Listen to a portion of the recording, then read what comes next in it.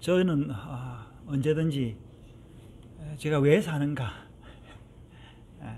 또 왜 살아야 하는가, 또 어떻게 이 세상을 내가 마칠 것인가라는 그런 질문들을 늘 합니다. 지금 이렇게 살아가는 게 맞는가? 나는 어떻게 살아가고 있는가? 이거입니다. 그러기 위해서 내가 어떻게 살아왔는지를 쭉 이렇게 한번 보게 되는데요. 제 삶에 있어서 맨 첫 번째 부끄러운 일이 아직 기억나는 게 있습니다. 여러분은 모르겠는데 제 인생에 나 이게 가장 부끄럽다. 내가 기억하는 한 해에 있어서 제가 정확하게 몇 살 때인지는 제가 모르겠어요. 7살 때인지 8살 때인지 모르겠는데 초등학교를 들어갔는지 안 들어갔는지 모르겠는데 나만 기억하는 거겠죠. 우리 어머니는 모르더라고요.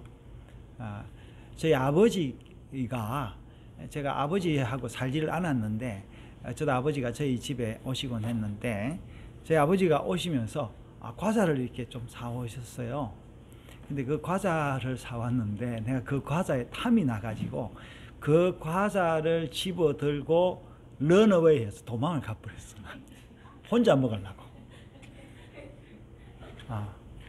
근데 나중에 엄마가 부르고 그래서 결국 그 과자를 가지고 돌아온 것 같아요. 근데 다 까먹은 나는 그 기억만 나. 왜 내가 그때 그 과자를 보자마자 탐심이 확 나가지고 그 과자를 가지고 도망을 쳤는지 저도 잘 모르겠습니다. 아마 하와가 선악과를 보면서 딱 그냥 먹고 싶은 마음이 있었던 것과 같은 그런 마음이 아니었나.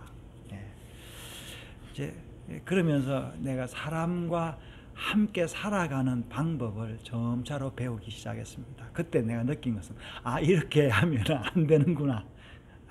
나도 기분이 안 좋고 다른 사람들을 행복하게 못하겠구나 생각을 하면서 배워가기 시작을 했습니다. 여러분, 사랑은 자연적인 감정일까요? 아니면 배우는 감정일까요? 자연적인 감정일까요? 저는 배우는 감정이라고 생각을 해요. 사람 놔두면요 짐승처럼 되지요. 우리가 그러니까 사람은 사랑할 수 있는 능력이 있어요. 유인원이라도 침팬지나 원숭이는 사랑할 수 있는 능력은 없어요. 그냥 본능에 의해서 반응할 뿐인데 우리는 고도로 사랑할 수 있도록 하나님이 지어놨는데 그 가능성이 있는데 그 가능성을 개발하면은 우리 그 인생이 달라지는 겁니다. 근데요, 여러분, 사랑의 감정을 어떻게 배웠습니까? 저는 어릴 때부터 늘 사랑을 갈구했어요. 제가 어머니가 있고 아버지 일찍 돌아가셨죠. 어머니 있고 누나 있고 여동생이 있으니까 굉장히 부드러운 그런 데서 이제 자랐는데 사랑을 갈구했는데 우리 어머니가 저를 이게 안아준 적이 거의 없어요. 어머니가 상당히 그 삶에 있어 스트레스가 많아가지고 뭘 하면은 막 저한테 화를 내시고 또 하시는 말씀이 이 빌어먹을 놈아 쎄빠질 놈아 그랬어요. 그러다 사랑이 없는 건 아닌데 자잘한 사랑을 표현하지 못했습니다.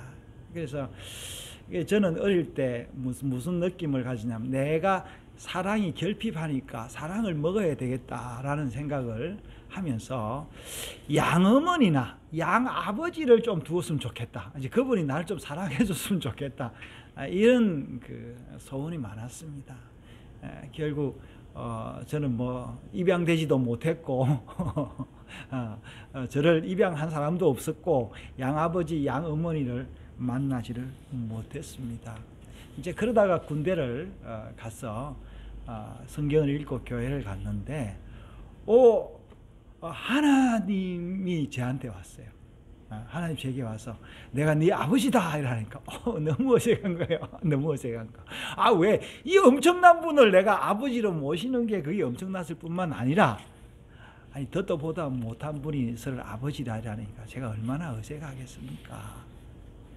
그런데 이제 그 아버지하고 같이 살면서 성경을 읽고 예배 참석하고 기도도 뭐 못하는 기도도 제가 고참 때 군대를 갔으니까요. 또 기도 순서가 되면 써가지고 기도를 해야 되고 막 그랬어요. 그 당시 일기를 쓰면서 그 또 하나님에 대한 표현도 하고 이제 그러면서 하나님의 사랑이 점차로 제 속에 들어왔습니다. 당시에 이제 군대에 있는 사람들이 저기 송병장이 이제 제가 그때 병장이었으니까 군대 교회 같으면 굉장히 달라졌다. 그러니까 또 제대를 할 무렵 돼서는 상당히 제가 제대 준비를 하면서 마음을 가다듬었는데 그때 그 군대에 있는 졸병들이죠. 대부분 다 병장님은 가서 선교사나 목사나 이런 사람이 해라 이런 그때 이제 그 책을 만들고 그랬던 그런 시절이었어요. 이제 그랬던 게 생각이 나는데 제가 하나님의 사랑을 그렇게 배웠습니다. 여러분, 제 인생에서 다른 거는 제가 뭐 실패를 하고 여러 개 했는데 제일 잘한 것이 뭐냐? 뭐 잘한 건 아니죠. 행운이 뭐냐?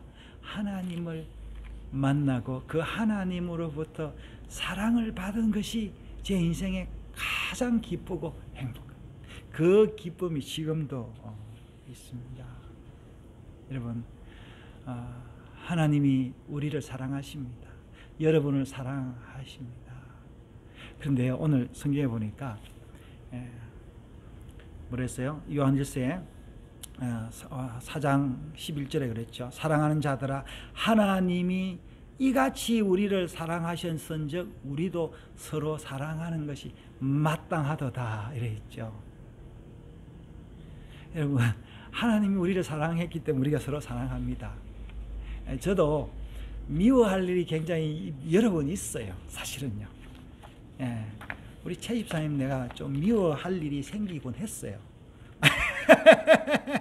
최 집사님은 저만 미워하는 권리가 있는 게 아니에요. 근데 제가 그 감정은 살짝 지나가고 여기 우리 아이들도 있지만 우리 아이들 이놈 봐라 내가 한번 내가 미워하겠다라는 결심을 한 적도 있었는데 오래 가지 못하더라고요. 왜냐? 하나님의 사랑이 제게 있어서 그래요. 여러분, 제가 이제 우리 자식들이 있는데요. 자식들이 아버지를 사랑하는 게 뭐겠어요? 그냥 얘네들은 저도 우리 어머니한테 뭘 하셨지만 우리 아버지를 뭐 어떻게 환갑 여행 보내주는 게 좋죠. 오늘 이제 생일 맞은 분이 있는데 생일 뭐 선물 만들고 생일 파티 해주는 게 좋은데 사실은 그보다는요 아버지의 마음은 자식끼리 잘 지내는 그게. 자, 이제 우리 이제 새사이를 맞았잖아요. 내가 아직 걱정이 돼요. 얘네들이 그래도 신혼 1, 2년은 잘 이렇게 알콩달콩 안 싸우고 잘 살아야 될 텐데라는 그런 걱정이 있습니다. 네, 잘 지내는 게 자기들끼리 잘 지내는 게 부모에게 효도하는 건데 하나님도 마찬가지예요. 우리가 그 유명한 시가 하나 있는데요. 시편에 133편입니까? 다윗의 시가 나오는데 그 셰벳 아킴이라는 이 시편에 나오는 셰벳 아킴이라는 이름을 딴 선교 단체가 있습니다. 예루살렘에 있는데 이 선교 단체는 그 팔레스타인에 또 이라크의 주변에 뭐 이런 시리아나 이런 사람들의 심장병 어린이를 데려와서 무상으로 치료를 해주는 이제 그런 단체입니다. 근데 이 단체 이름이 셰벳 아킴인데 이게 시편 133편에 나오는 이제 글입니다. 그래서 여기서 형제가 연합하여 동거함이 어찌 그리 아름다운고라는 데 나오는데 우리말에서는 형제가 연합하여 나오는데 히브리어에는 뭐가 나오냐면은 어찌 그리 아름다운고 형제가 연합하여 형제가 함께하는 것이 이렇게 나오는데 셰벳이라는 말은요 함께한다, 같이 거한다 그 말이고 아킴이라는 말은 형제들이라는 말입니다. 그러니까 다윗은요, 다윗의 그 자녀들이 있었는데, 다윗이 그 왕이 되다 보니까 정작 결혼을 많이 해서 아이를 많이 두었는데 아내가 몇인지 정확하게 모릅니다. 근데 이 아이들이 배가 다르니까 막 싸우는 거예요. 그래서 어느 날 보니까 아이들이 자기들끼리 잘 지내. 그 순간을 포착을 해서 다윗이 시를 쓴 게 133편이면 굉장히 짧은 시입니다. 근데 우리가 알다시피 다윗의 자녀들은 그렇게 잘 지내지를 못했습니다. 제일 첫째가요, 암논인데요. 첫째 아들이 암논인데, 이 아들은 희한하게 자기의 그 이복 여동생인 다마를 연애하다가 강간을 해요. 그래서 둘째 아들은 이제 다니엘인데, 이건 아비가일의 아들인데, 셋째 아들이 있어요. 셋째 아들을 압살롬이 있었는데, 이 굉장히 그 잘생겼어요. 왜냐하면은 그 압살롬의 엄마가 이름이 마아가라는 그 팔레스타인의 왕국의 그 딸이었어요. 그러다 보니까 아주 머리도 길고 예뻤는데, 이 압살롬이 자기 동생을 강간한 이 암논을 파티에 초대해가지고 양 깎는데 초대해가지고 죽여버립니다. 뭐 이렇게 그 다윗의 자녀들이 철천지 원수가 아니라 이게 그 형제 존속 살인을 마다하는 그런 거죠. 그만큼 여러분 형제끼리 잘 지내는 것이 어렵습니다. 실제로 우리 교회사에서 봐도 그래요. 근데요, 그게 하나님의 뜻이 아니에요. 하나님이 그 사랑하는 게 아니에요. 하나님을 사랑하는 자들은 그렇게 하면 안 됩니다. 이 놀라운 거는 뭐냐면요, 여러분 여기 아킴이라는 말이 나오는데, 아킴은 뭐에 사겠어요? 알렙. 이 성경에서 중요한 단어들, 굉장히 좋은 단어들은 다 알렙으로 시작을 하는데, 여러분 가장 중요한 단어는 뭐예요? 엘로힘 있죠. 엘은 뭘로 떨어지냐면 그것도 알렙으로 시작을 해요. 아버지, 여기다 아바, 알렙으로 시작해요. 엄마, 임마, 그것도 알렙으로 시작을 해요. 그리고 또 여러분 형제가 뭐냐? 아킴이라 했죠. 자매는 또 뭔 줄 알아요? 아흐 해가지고 이렇게 알렙으로 시작해요. 예. 여러분 이렇게 자, 어서 오세요. 네. 조용히 앉아주시고요. 이렇게 여러분 중요한, 하나님이 중요하다는 이 사람을 우리가 사랑해야 된다라는 걸 사랑해요. 할렐루야.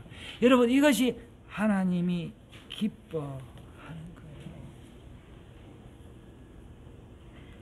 여러분 하나님 우리를 사랑하셨는데, 그래서 이 사랑을 위해서 여러분 이 모든 만물이 다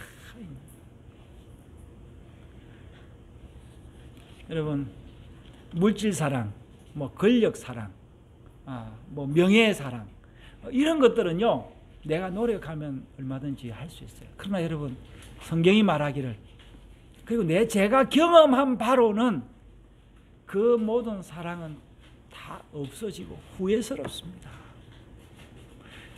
뭐 연세든 어른들이, 제가 이렇게 유튜브를 보면은 그런 유튜버가 많아요.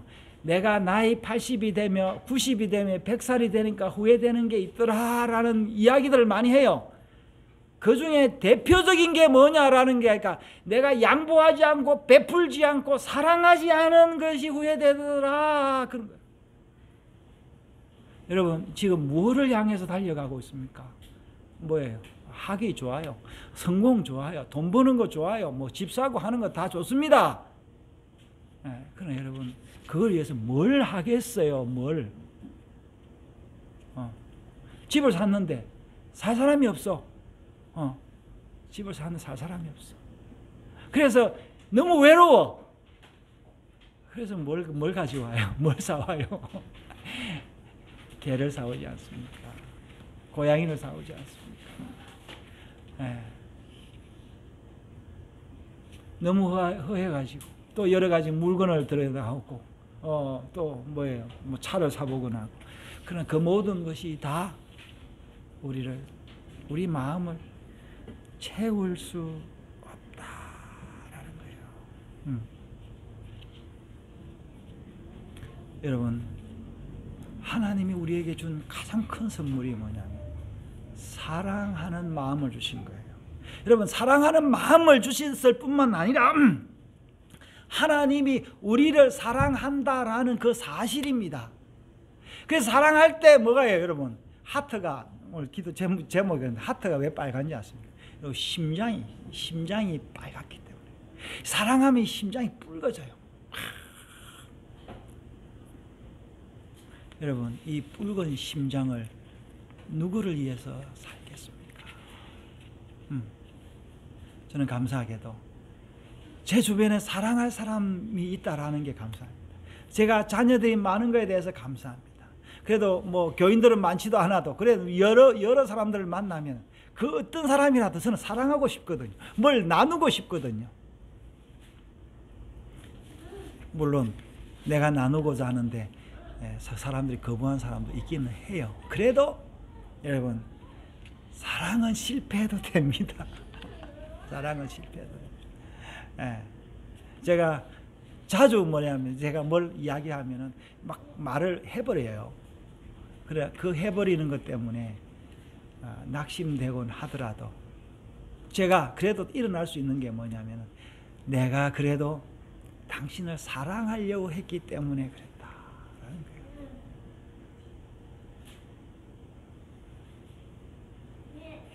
성공하려고 하는 게 아니라 사랑하려고 해요, 여러분.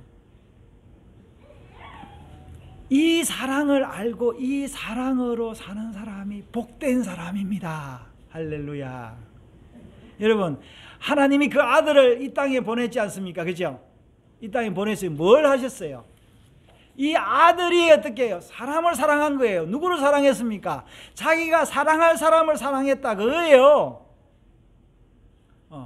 사랑을 거부하는 사람들 말고, 하나님 사랑을 외면하는 사람 말고 사랑이 필요한 사람은 어떤 사람들이에요? 과부와 고아와 죄인들을 사랑했다. 자기 자녀들을 사랑했다라는 거예요.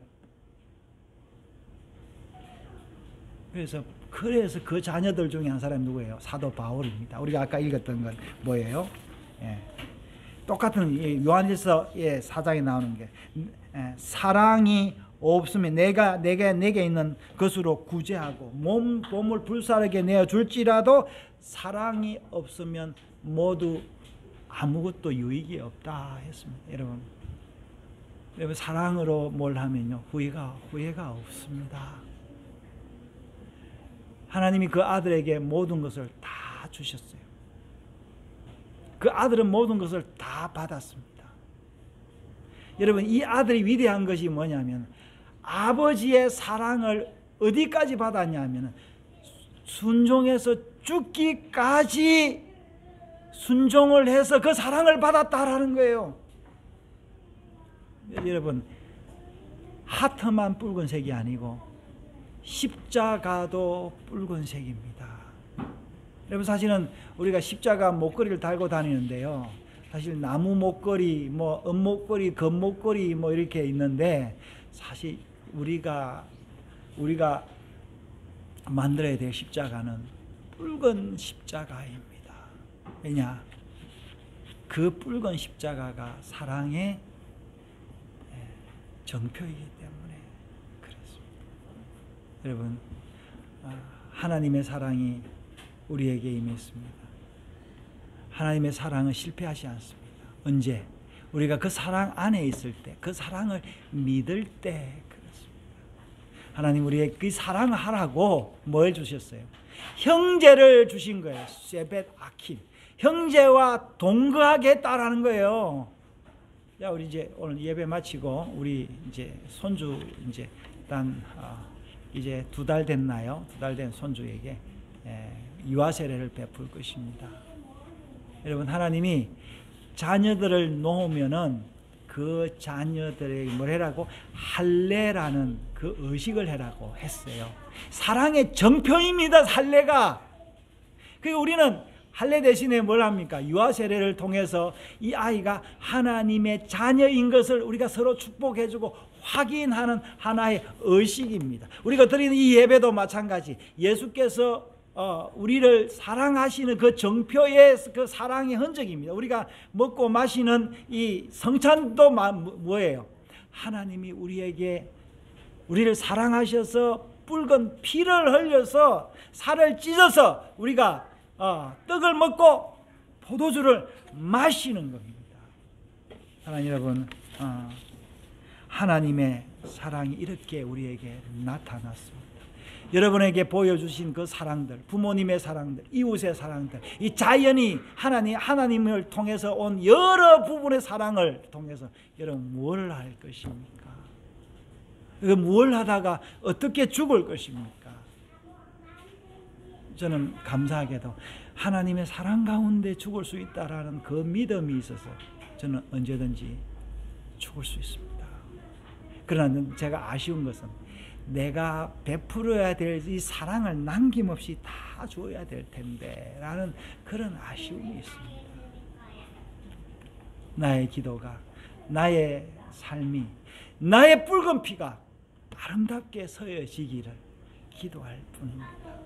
자, 우리에게 주신 이 은혜의 그 사랑을 인하여 감사하고 찬송합니다. 할렐루야. 하나님 아버지, 우리에게 놀라운 사랑을 주심을 인하여 감사합니다.